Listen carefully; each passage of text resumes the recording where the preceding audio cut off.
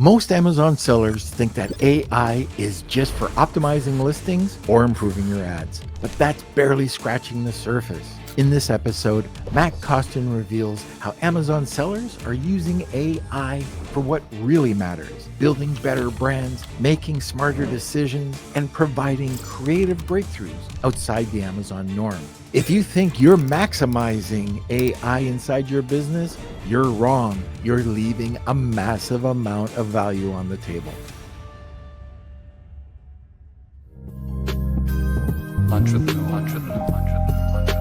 Let's get into our guest. He's created 7-figure brands and launched 8 successful Kickstarter projects, all based on the power of shopper feedback. His work has been featured in Forbes, Business Insider, and Entrepreneur. Please welcome, in a second, Matt Costin.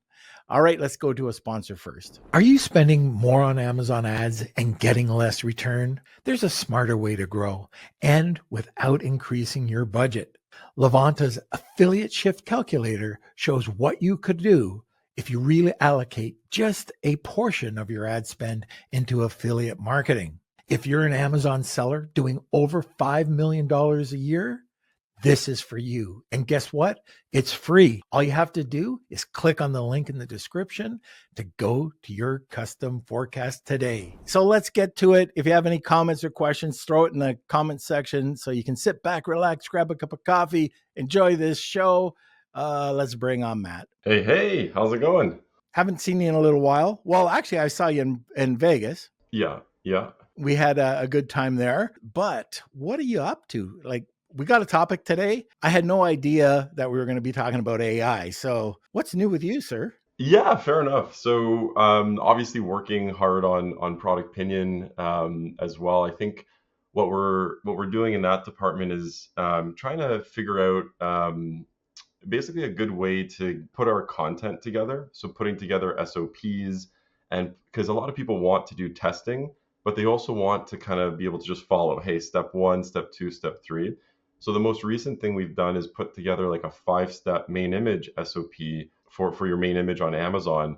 And the results are pretty crazy. Like, we have one case study where they spent like $400, $500 US on a series of tests. The result was getting an extra $19,000 per month. Wow. And the only change was that main image. So pretty cool stuff that we're working on with that. I want to talk a little bit about ProductPinion just for a second. Usually I save this to the end, but I've seen you, even if I'm not at the event, you're out there.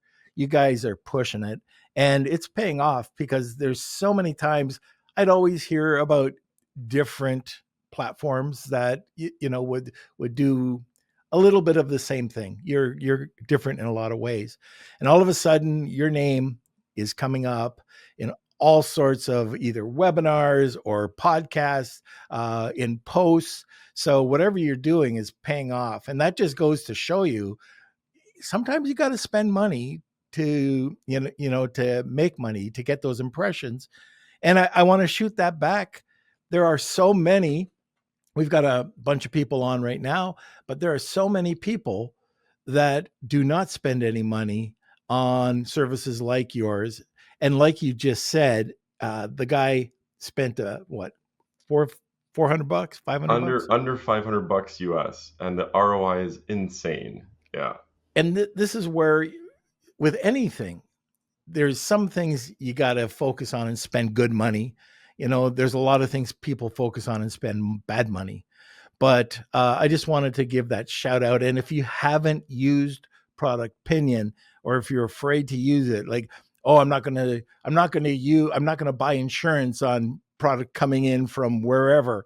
It's the same thing. You need it. You really do need it. There's a mindset of like, hey, I'm going to spend more money on PPC, right? Like, and I get it. I'd do the same, but I'm going to spend, but I feel like doing the consumer insights, that research, is kind of like your foundation. So instead of spending more money to drive traffic to your listing, why not make sure that your listing is as good as possible first, so you have that solid foundation, and then all of a sudden your PPC costs go down and you're actually converting the traffic that you're spending so much money on. And I've always said this too, like, everyone knows they should be testing, but it's kind of like the broccoli, right? Where sales paying for PPC is kind of like the chocolate. Like, oh yeah, I'm gonna pay on PPC, I get immediate traffic, I get those immediate results. Where you know what, testing can take a little bit of time. And I guess what I'm trying to say with the broccoli part is, yeah, we're trying to make testing as sexy, as easy as possible, so that it's even fun, right? So we put a lot of energy and effort into making it so that it's a no-brainer, and it's actually like very just easy as like another kind of way to get your product out there. And the kicker is, you get results one way or another. You're gonna learn something. So it's always worth to be getting those incremental gains on your listing there. Yeah, and I just noticed Simon's got this comment up here. So Matt did an awesome job with my Kittymoto London bus. So Simon, if you don't know Simon, he's one of our I think he's our only listener. No, we've got more. But Simon is one of those guys that has an excellent, really great product. And I guess he's doing it right. He's coming over to you and doing that research. So let's get into AI. So that's the rage, right? Over the last 3 years. It's actually been much longer than that, but everybody kind of jumped on the bandwagon a few years ago. I remember the first time I actually used it. My buddy Jeff Sass, we're at my other buddy's office, Colin Campbell, and we were going to go to a Christmas dinner. And he goes, Norm, have you seen this? This is awesome. This thing called ChatGPT or OpenAI. And I went, no, I haven't. He goes, it makes poems. So yeah, that was my first experience making poems on AI, but it does a little bit more than that. And let's get into some of these tools. I'm really interested to hear what you have to say about them. Yeah, totally. So I figured, like, obviously we talk about AI and e-commerce all the time, and what I've been trying to think about is also like, hey, how can I make my daily life easier, like, and beyond just like productivity apps and that sort of thing. Like, I wanted to, yeah, I basically wanted to just see if I can get some practicality out of it too. So I figured, yeah, we'll chat about some interesting ways of using AI and some tools that you might not have heard of just yet. One of the kind of random ways I guess I was using AI was, so I'm taking apart. So I really enjoy doing manual labor. I spend like a lot of time in front of the screen, and manual labor is kind of like my escape, I guess, from it. So for fun, I'm like tearing out the deck in my backyard. It's close to the ground, that sort of thing, tearing it out. And I had gloves on. I rip out one of the boards or whatever, and then there's this spider, and it's like a gnarly Yeah. looking spider that I haven't kind of seen before, right? I was like, Yeah. this thing's different. Yeah. And it was actually on my hand too. It was on the glove on my hand, and I was like, oh, I shake it off, and I'm like, hey, I'm curious, like what type is that, right? So I pick it up more or less with the hammer, and I take a picture, ask ChatGPT, like, hey, what is this?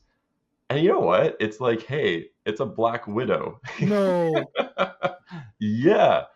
And it's like, don't get bit by it. It's very venomous, blah, blah, blah. Looks like a female based on this. It gives me the whole thing, right? And I'm like, holy shit, we have black widow spiders in our backyard. Note to self, maybe maybe And they some thicker usually come gloves. in bunches. Oh, there was a few too. Yeah, like after is because once I noticed that one, then I started noticing like the five, six, or seven more of them. Mm-hmm. So I was like, oh, that's great. Yeah. And you know what's funny? Because I hate spiders, so I do a lot of research on spiders.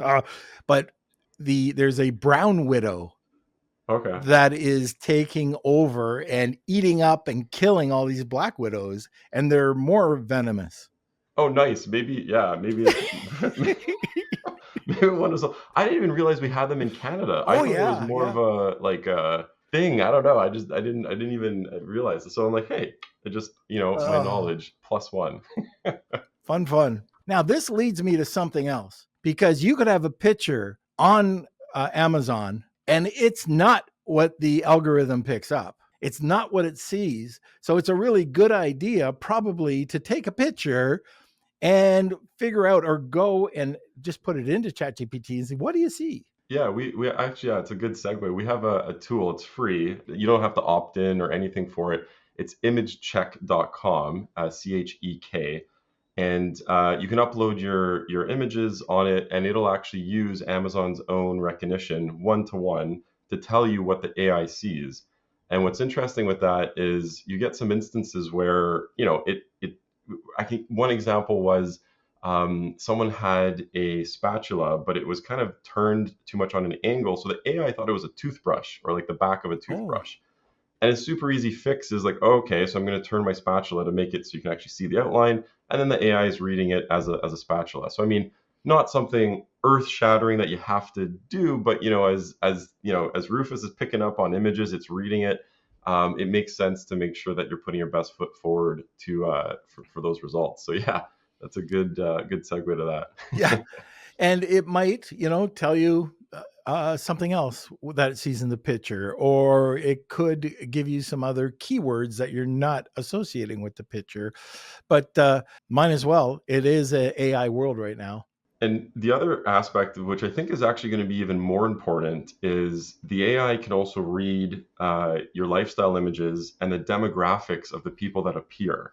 So the whole point of Rufus obviously is to is to make Amazon more money, but to do that, you want to give the most relevant results, obviously. So if you ask Rufus, like, hey, I'm looking for a gift for my brother who's this age, whatever, whatever, so because Amazon can actually read, if you have lifestyle pictures of, a man in his 30s, whatever, camping and that sort of stuff, then it can actually use that as a data point of making that potentially more relevant. So that part I would actually not skimp on. Like if you have your target demographic, then definitely put those people in the lifestyle images. This leads me to something else.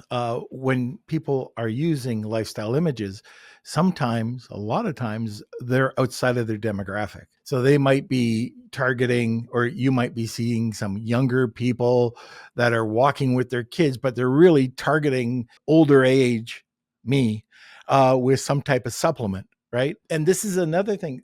We had, I forget who it was. I'm not sure if it was Colin Raja or the person just before them. I forget, I'm old, but talking about the way that you should be writing your points now, more humanistic, more towards your main demographic, and making sure they didn't talk about it during the podcast, but making sure that those demographics also show up on the slide deck. Yeah. So if you're not doing it, yeah, you could be missing out, especially if you got some old guy, me, and it's targeting younger people. You're not going to get the avatar match. It turns people off, yeah. Or for example, some people have they'll do the lifestyle images, but the head is cut off, right? The head's out of frame, that sort of thing. And yeah, it's really easy. I mean, it doesn't take a lot of research to understand that shoppers are finicky. If Mm-hmm. they have an excuse to hit that back button, they're going to do it because they know that there's 10,000 other results that they have to get through. So, your goal of as a seller is just don't give them a reason to hit back. Don't give them a reason to bounce. So, yeah, no, absolutely. I definitely put people make sure that there's that avatar match. Now, what about just listing? Like, what are you using now to make sure that your listing is optimized for compliance? Like right now, that there was a lot of changes made a little while back. So the title, the bullets, the AI, the way it reflects on your listing. Do you plan to launch a product on Amazon? Colin Raja breaks down the exact steps to do it right, and you can watch it right here. I always like running things through the policies as well too, Mm-hmm. just as another kind of data point.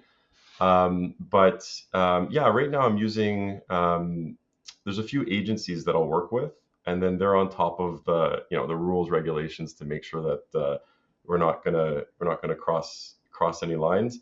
But if we do, so for example, one part that I'm still bullish on is obviously the main image, like testing out things that may or may not get approved.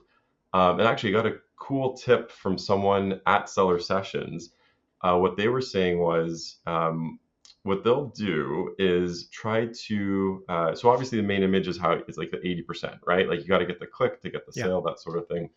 Um, and we're always trying to push the limits with that. In certain categories, you can push more than others, but if it gets suppressed, it's like a 10-minute fix. You put the old image back, you're good to go. But what he'll do is actually create kind of a dummy listing with a new kind of provocative main image and actually see if that'll take. And sometimes it'll get rejected immediately. So that means they know that they have to kind of work on that image.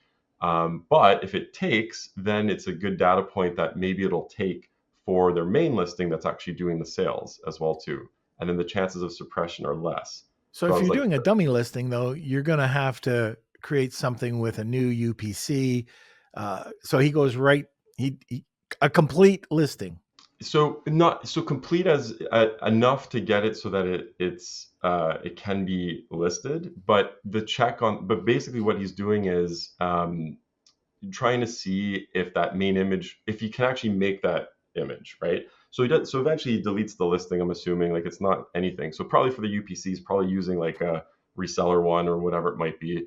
But the idea is, would it pass that first gate of Amazon being like, hey, yeah, this main image is good to go or not, right? Because sometimes it gets rejected right away upon creation.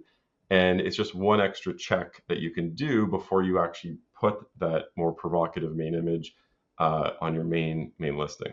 Okay, So that got was it. kind of cool. I've never heard of that. I've never heard of someone doing that before. And I thought about it. I'm like, yeah, kind of. You're almost like sandboxing Yeah, a listing to see if it'll stick. yeah, I did that in 2000, and I lost a lot of money in trading stock. But all right, so just I see that there's a few questions coming in, and just so you know, especially if you're new to the podcast, we answer all of these questions up towards the top of the hour. So don't think we're ignoring you. We're getting to them. Now, what other type of AI are you using when you are either creating, launching, or just using it for your listing to optimize it now? So one that I know is really popular, or it's getting popular. I don't know if it's been talked about. It probably has been talked about on the show before, but GenSpark.ai, having a lot of fun with GenSpark in terms of doing deep research. So you're able to, because it can read and skim like Amazon reviews, it can give you a whole kind of synopsis of a category or product, that sort of thing. Like, what are the common objections for it? But I started using GenSpark outside of the e-commerce space. So one of the things that it can do is actually make phone calls on your behalf. And I was thinking like, oh man, this is cool. So I tested it out a few times. You can actually get it to say, call, make dinner reservations, ask any business kind of like any questions, and it'll do the thing. And then it gives you a written summary and it also gives you a recording of the phone call to make sure it actually worked. It'll give you a summary that the task was complete. So Huh. it's almost like having a personal VA kind of doing the stuff that you don't really have to pay for. Well, you're a Canadian. Do you remember Wildfire? Oh, you probably weren't born then. Wildfire? No, what's wildfire? So I mean, I know Wildfire, wildfires, but yeah, that's out in the out west. no, my buddy held the license for this, and eventually it went through Bell Canada. But Wildfire was this application. It was very expensive, but it was very useful. So I had it, and it was for these first generation phones that the big bricks. Your phone would ring and Wildfire would come on and say, who it is or what number it is. And then, would you like me to tell them you're not here? Would you like me to schedule them? And it was incredible, even to today's standard. It was wild. But I think they just ate the technology and they just buried it. Yeah, I don't know why. Yeah, that sounds kind of, yeah, that's cool too, right? Like, Yeah. and playing back these recordings, like you can tell the person answering the phone is kind of weirded out, but like I guess, I mean, AI is so common now. Like they know they're talking to an AI, but they go with it. Like I haven't had an issue where they just are like, oh, what is this crap, and they hang up, right? Like it actually works. So that was kind of cool, but there's some limitations to that. Like you have to for that particular GenSpark.ai phone thing, you have to phone a business So it got me kind of searching, like, is there another one that can kind of like do more? And is it more? Because now what's happening, it makes sense. Like, there's a lot of obviously general AIs. Now there's like specific things, right? So one of the ones you might not have heard of is 19pine.ai. No, I haven't heard of that one. Okay, so this one's cool. So, and to be fair, I haven't used it to the point of like seeing how well it'll accomplish the tasks, but if it can, oh my God, it's a game changer. So, what this one does is basically, it's kind of like your personal assistant, but to save you money. And I'm kind of cheap. I'm all about saving money, right? So, for example, say you buy something online from Costco or whatever, the price goes down in a week or two, it can actually call Costco on your behalf. It has your membership number, it has your address, whatever stuff that's needed to verify you on the phone, and it'll ask for that, the price difference. I'm like, okay, like sign me up. That's cool. And the way they get paid is only on positive results. So Ah, if, for example, they get you that $10 off, that extra $100 off, you actually tip the AI in advance, and you only pay. It has a week to accomplish it. I don't know why it's a week, but it has a week to accomplish the thing. And if it accomplishes the thing, then and only then does it get paid. So there's no downside, really, jeez, right? Like that's crazy. that's kind There's of there's so many tools that are coming out. By the way, Parsippany, Steve Simonson's app. So he's got an app. It is a chat app that you can easily program with all the questions. So somebody comes to your website, it's a customer service thing. But he's got an outbound app, and that outbound will call in a human's voice and just start a sales conversation with the person.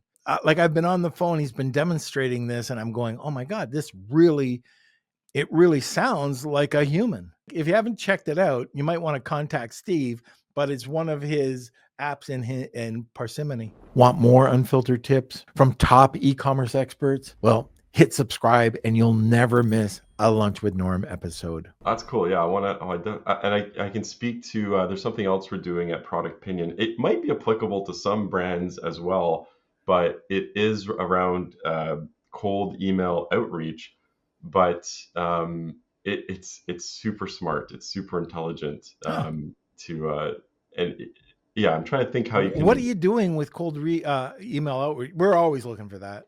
Okay, so this is pretty interesting, or at least it got me super excited. I mean, there's a bunch of apps that'll do this, but there's an app called RB2B, and what it'll do, rb2b.com, it'll actually, if anyone is more or less logged into LinkedIn on the browser at some point, it can actually identify you to the website owner. Hmm. So basically, you install the little pixel RB2B on your site. And if you visit that site and you have RB2B installed, I can see who's actually visited, say, for example, the Product Pinion site. Yep. So if they visited, I mean, they're not really cold, right? They're kind of warm. Yep. So, maybe they didn't hit free trial, maybe, and I can see which page, that sort of thing. So what you can then do is once you have their information, you also get their email, by the way, too, right? Like on LinkedIn, you can get the email. It's pretty, Does it give you the address? or like a mailing Yeah. address. Yeah. I don't think so, but definitely email address, definitely LinkedIn profile, all that jazz. You can add them to LinkedIn. Um, but what you can do, and another way to get the address, there's another app that's really popular for sales funnels called Clay, Mm-hmm. clay.com. So Clay is interesting. It's basically a spreadsheet, but it's like super powered by AI. So it'll import the leads, that the visitors that are on your site. With Clay, you can then enrich them. And enrichment is just like, hey, can we find more information about these guys? So maybe we could find their shipping address, right?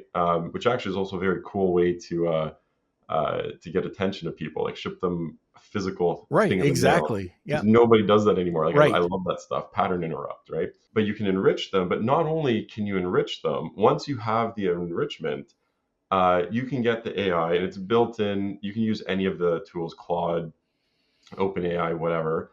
You can get them to get Clay to write a specific subject line and a specific email per contact. So you can get enrichment. You can even have, for example, they call it a Claygent, which is just an AI agent, do some like deep research on that visitor who just came to your site, and then use that deep research to actually craft a specific email to them. Then you hook that up to an email provider like instantly.ai, and it'll actually warm outreach to the visitor on your page. So basically, it's hyper personalization at scale. So all of this is happening behind the scenes. You're sending like a custom, hopefully thoughtful email to these visitors, and obviously long-term play is getting them to convert, getting them to do the trial, getting them to sign up. So yeah, this is something that we're working on with ProductPinion, to be able to kind of just give better, because everyone hates a generic cold email, right? Like Right. it's kind of like you didn't do your research. Like I'd rather not send a crappy email. So in this way, it's being able to actually like personalize that cold outreach with a few AI tools. And hopefully it doesn't say, "Dear Sir," Yeah. or, Norman Farrar. "Dear Norman Farrar." Okay, that's going in the trash. The Hey, amount of those that you get is just insane, right? Like same, yeah. like it's like how do you expect me to I'm in marketing and you took zero effort to personalize, whatever. Like ugh, in the trash. Yeah, same. Okay, so we're at the bottom of the hour, and in case this is your first podcast, you're listening to Lunch with Norm, we do something a little different. At the top of the hour, we do something called the Wheel of Kelsey, and that's a giveaway that our guest provides. So, Matt, what's the giveaway today? Yeah, so what we'll do is, if you don't have a Product Opinion account yet, we'll set you up with one. We'll give you $100 worth of credits. And then on top of that, we'll actually go through, we talked about our 5-step main image SOP.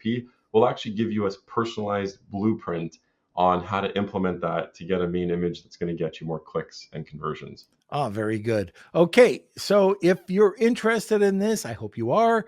It's hashtag Wheel of Kelsey. Tag 2 people, you get a second entry. Now, there is a third way. When you go to lwn.news, or if you have our newsletter, you'll see an entry for this on Monday for the Wednesday drawing. So this is actually a little bit different now. We used to do it. So Matt's would have been at the top of the hour. It's going to be at the top of the hour next week. So it gives more people a chance to join in. All right. And the other thing, don't forget to hit that subscribe button or share out this episode. And last thing, let's have a word from our sponsor. Hey, Amazon sellers. If you've listened to the Lunch with Norm podcast over the years, you've probably heard me talk about Flat World Network and some of the services that we use to help brands find and maintain serious growth. Well, if your sales have plateaued or you feel like your listings just aren't converting, you're not alone. I've built a proven system over the years to help sellers increase conversion and unlock more sales. I'm going to be giving away a free audit to show you exactly what's wrong with your listing and how you can improve it. In fact, I'm going to be completely transparent, and I'm going to let you know the good, the bad, and the ugly. So if you can handle the truth and you want to scale, hit the link in the description or go to flatworldnetwork.com and grab your free audit today. That was me, by the way. Hey, I just noticed that Simon put in a good point. In the UK and the EU, you need explicit permission. And generally, you can pick out if the IP is coming from Europe. To speak to that, yeah. So what I was talking about is US only to identify actual individuals. However, you can identify companies in the EU, and it's still above board. And when you identify the companies, then you can still throw that into Clay, and then Clay can work its magic to find the people that work in those companies. So you still can work with it, but yeah, what I mentioned was like US only. Yeah. You obviously have to have the privacy policy, the acceptance of cookies, all that fun stuff in there to do it, so that to make sure that it's above board. But yeah, really good point. Yeah. But the other thing, if you're working on LinkedIn, there's no problem sending out individuals messages to connect. So if you know who the people are and you're finding out, potential clients or potential businesses that you could work with, then that would be fine. The other thing, what's interesting, this came out about, I don't know, maybe 4 or 5 years ago. We've used it. And this is more for if you're crafting that email. It's, oh my God. Have you ever used crystal? Not meth. No. Yeah. Neither. I haven't used Neither. Okay. either. Crystal uh, is an app for LinkedIn. This is going to blow you away. Simon, Steve, anybody who's doing, check this out. Go download Crystal. It's an app that will tie into your LinkedIn. And if you put in anybody, try yourself, you're going to go, holy crap, this thing knows me. Now, this was years ago that this used to happen, but we still use that to identify how to talk to people. So if we know that it's more of a hard sell or more of an analytic or more of somebody who needs more creative, it goes into a deep, deep dive into the person's personality. That's cool. You can do so. One of the examples that they gave with clay.com was so say for example you wanted to do deep research on a specific person and you already have their LinkedIn profile. You can actually get it to also find any awards, any blog posts they've ever written, anything basically that they've signed off on. And similar idea where it'll then take that information and then craft the email based on what they find. So, hey, saw your blog post on blah blah blah blah blah, and that sort of thing. So you can actually do some like deep dive, like get the agent basically to do the deep dive on an individual basis too, which is pretty wild that you can do that now. I just found the page. It's a Chrome extension. Cool. I'm gonna check that out. Yeah, Yeah. I love that stuff. All right. So let's talk about more further development. Any other types of AI that you're using right now, or just in general, how you're using it, maybe even outside of Amazon? Yeah, totally. So, I mean, there's a few things that, I mean, obviously, I use OpenAI quite a bit. We use it for ProductPinion, and then I'll use Yeah. it personally. So, no, I'm sure you've had flights that had cancellations, delays, that sort of thing, right? Too many times. Do you We're in fight them all? Toronto. Yeah, I know. Do you fight them though? Do you actually look for how much compensation you can get? Well, this is probably the wrong person to ask because, well, I think you met John or Melissa, anyways.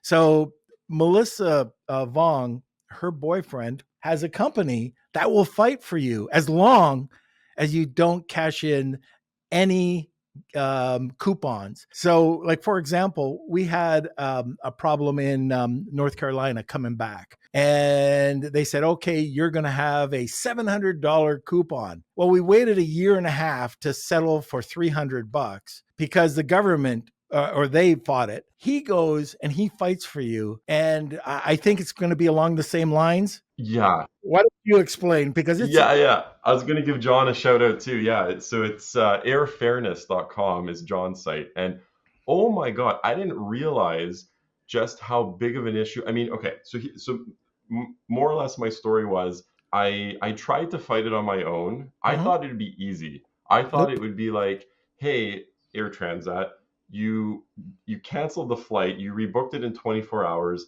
I'm out of pocket all these expenses. Plus, because you're a big airline, whatever, whatever, it's supposed to be $1,000 just compensation. Never even mind your expenses. It's Yeah. compensation plus expenses plus this plus that. These airlines are they do it in such a sneaky way that they're almost I think their first line of defense is just deny and just make up Mechanical. bullshit. Yeah, they'll come up with nonsense. Like I did the application myself, thinking everything would be okay. Month later, I get their customer service reply saying like, "Oh, it's not eligible because of some nonsense with code share."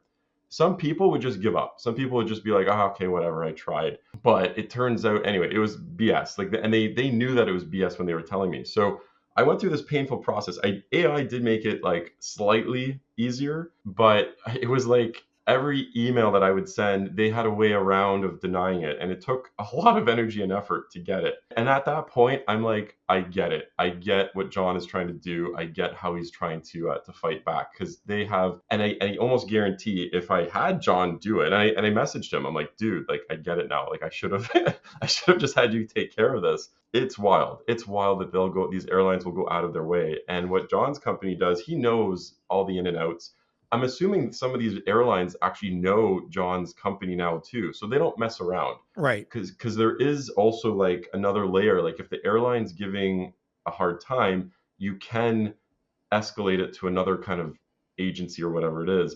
So these airlines probably know that if air fairness is involved, they're not going to mess around. They're not going to delay it 30 days, 60 days, whatever it is. John will go in there and get you your money that you're supposed to get right away. So yeah, big shout out to John. But yeah, that's I get And it. I remember coming back from Iceland. I was talking to Gracie, Gracie Ryback, and she had a problem, and I think nothing was really happening. I believe she contacted John, and all of a sudden, this pretty much zero compensation or just a few bucks turned into $1,000. So I could go on. We could have a talk about this. But if you want to hear more about this, the Marketing Misfits podcast has John on with his partner talking about all of these issues that come up with travel. And it's a shock what they do. They just say, oh, it's mechanical. Then they don't have to pay anything except, here's a few $10 worth of snacks. Yeah, exactly. And and it's just crazy how they literally go out of their way to deny like everything. Like, but it was an eye opener, and now it's like, okay, I have any issues, air fairness is going to take care of it going forward. Where do you see the biggest trend right now? For AI, I think, yeah. So I mean, I see things. So the hyper personalization, I mean, it's already kind of happening as well. But we're going to get to the point where Amazon knows everything about you, your shopping habits and everything. So it's going to get to the point where it's going to know you really, really well. And the products that are going to be recommended are going to be recommended obviously based on data and based on your shopping behavior and habits. So we're already seeing that, but I feel like that's definitely going to be like more mainstream. It's like your personal shopping assistant gets to know you just like any other, someone you hire, whatever it might be, and it'll make those super personal recommendations for you. I had, Kevin King's my partner, and he contacted Amazon. He got a report. He couldn't believe it. 780 pages of everything he's ever touched on Amazon. Everywhere he's gone, every page, every, click, they know him inside and out. So if you think, they know a little bit about me, they know everything about you, and you can suggest or ask them for a report on yourself. So that's pretty scary. And you know what? Facebook does the same, so any of these are just tracking the hell out of you. Let's talk about the future. Where do you see this going? And I know this is a hard question to answer. Yeah, I mean, I'm also really excited about shopping actually coming up right in OpenAI, so right in ChatGPT. So I think they're doing it right, where they're not being, like as far as I know, and as far as they're claiming, they're not being paid the affiliate money to recommend certain Perplexity. products. Perplexity is, Yes. right? So all of a sudden it's like, hey, I'm gonna, like that change. I was using Perplexity for a lot of shopping stuff. I stopped. Yeah, it's Me like, too. okay, Yep. yeah. So knowing that, so if OpenAI champions that, where they're like legitimately not taking the referral money, whatever it might be, then I can see that, that's where I want to shop. That's where I want to see. So I think that's an untapped. I wouldn't say untapped. I mean, obviously you're going to show up in OpenAI right now if you have the Shopify store and you do all the right things, but that's just going to grow. That's going to be big. And there's ways of making sure that like the OpenAI bot can see your Shopify store and all that fun stuff. So I feel like that's an interesting thing where people are just going to go to OpenAI to get shopping recommendations. And maybe that's a shift away from Amazon too. It's like, hey, Amazon knows everything about me. That's kind of creepy. I want a third party to kind of make recommendations that aren't necessarily biased. So maybe people will shift to do more shopping on ChatGPT with OpenAI. Yeah, in Billion Dollar Sellers, the newsletter 2 weeks or last week, Kevin put in an article about the different ways to get found on AI, and one is the LLMs.txt file, like the robot.txt file. So just these little tips, get you that much further. So you have to be on top of it, or have to have somebody who understands AI to be on top of it. Okay, I got one last question. I just thought of it when you were speaking. Where are there, and there's tons of them I know, but are there any tools that we haven't discussed that's kind of flying under the radar and we should give it a shout out? Ooh, that's a good one. I know. Okay, so there's one. I mean, I'm on the inside of it, but Dorian is putting together. So Dorian Gorski, like I think he's one of the best in the space in terms of like understanding how to get clicks, how to get conversion. So he's working with the OpenAI APIs and other ones to actually create so his app basically you give it your ASIN, it'll spit out like 10 variations that you could potentially make for your main image. Some of them are a little wonky, but some of Mm-hmm. them are like actually almost perfect to upload to Amazon. And the reason why that's important is because it's based on not just the AI, but it's based on Dorian's experience of like 10, 15 years of working with Amazon sellers and creating new images that get the click. So he's working on that. It's in beta. We can put a link somewhere, and yeah, obviously it's something to test and play with. I've played with it, and it's kind of crazy how good it is. Hmm. Yeah, so maybe if you could get us a link, we'll send that over or put it into the show notes. Totally, yeah, we'll do.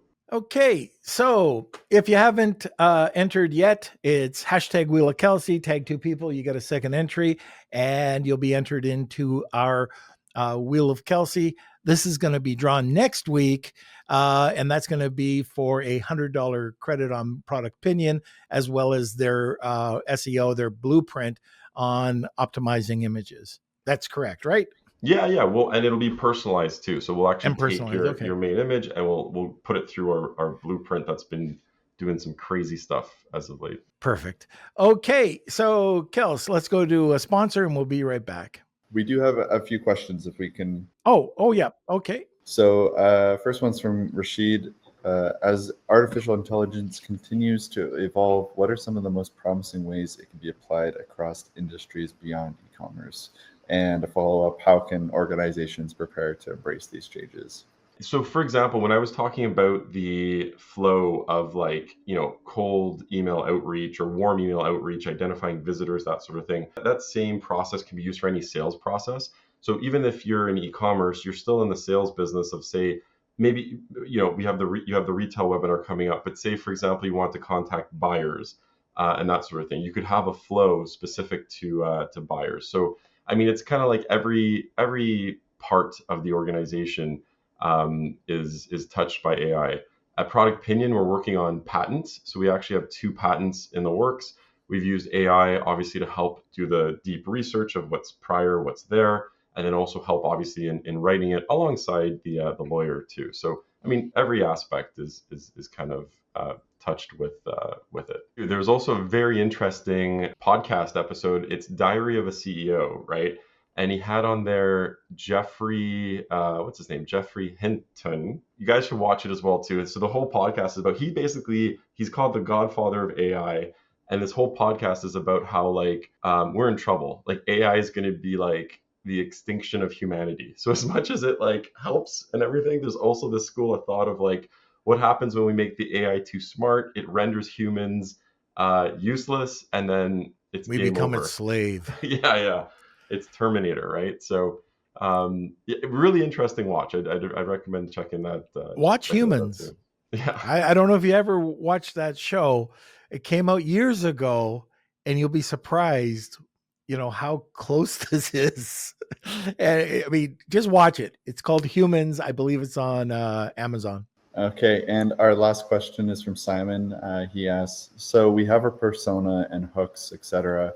What is the best image creation tool to use? Well, I was going to say too, Joe has a lot, Joe on LinkedIn, she has a ton of these SOPs on how to use. So, I mean, there's the tool, but then there's also the prompt, right? So in terms of tools, sure, use OpenAI, ChatGPT, their image gen is phenomenal, but it comes with having to master the prompt of it. So we have a tool called variationizer.com. It actually generates AI stuff in layers, so you can actually manipulate it. So it's not just like a solid image and you're stuck with it and you have to kind of chat with the AI to change things.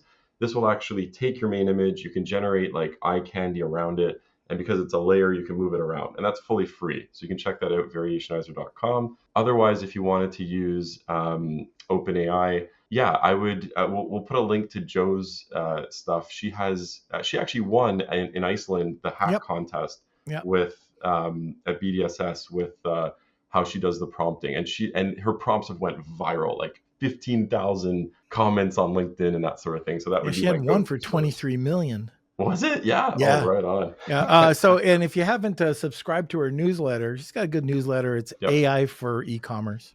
Absolutely. Yeah.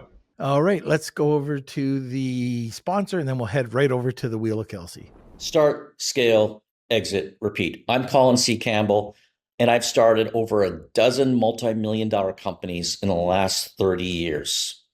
I spent the last 10 years writing the book, Start, Scale, Exit, Repeat, to figure out what it is that these serial entrepreneurs do over and over again. We interviewed over 200 people. We created 58 chapters, over 30 illustrations, 180 callouts, and we quite frankly made this book for the ADHD entrepreneur. It's been #1 on Amazon in 15 categories and has won 12 awards globally. Get your book today, either on ebook, paperback, hardcover, or Audible on Amazon or your favorite bookstore. You know Colin? Yeah, I've spoken with him a few times. Yeah. Yeah. So when he was 28 years old, we were in the same EO forum. He had a company valuation at $1.2 billion. And when he says, "Oh, I sold, multi-million-dollar companies," like he's talking about multiple, and then 8-figure companies. Like he's got the Midas touch. He's a smart guy. Hot damn, that's cool. Yeah. Incredible. All right, Kels, let's go over. Well, first contact information, Matt. Then we'll go over. Yeah, so easiest is matt@productpinion.com. And happy to answer any questions about clicks, conversion, AI, identifying Black Widow spiders. I'm your guy. So we have our wheel. This is for Colin Raja's giveaway of his hour consultation. That'll be a good one. For the Amazon product launch. So we'll spin this up and let's see who the winner is. If you are the winner, please email us k@lunchwithnorm.com. Ooh, Marina, congrats. Another Canadian from Toronto. All right. We ran 1 minute over, but we started 1 minute late. So Matt, we kept you to the hour. No problem. All right, buddy. Well, thank you so much for coming on the podcast today. Thank you for having me. Always a good time. All right. We'll see you later. Thank you so much for joining today. We couldn't do this podcast without you. If you like to see more or see some of our other communities, there's always the Polished podcast. You've got the YouTube clips that YouTube or at Lunch with Norm Shorts, which are like 3-minute clips and under. There's the newsletter. There's the subreddit. There's the WhatsApp group, Facebook group, you name it. We've pretty much got the span of all social media. So check it out and either be part of one, be part of everything. That's up to you. All right, everybody. We'll see you next Wednesday and enjoy the day. Lunch with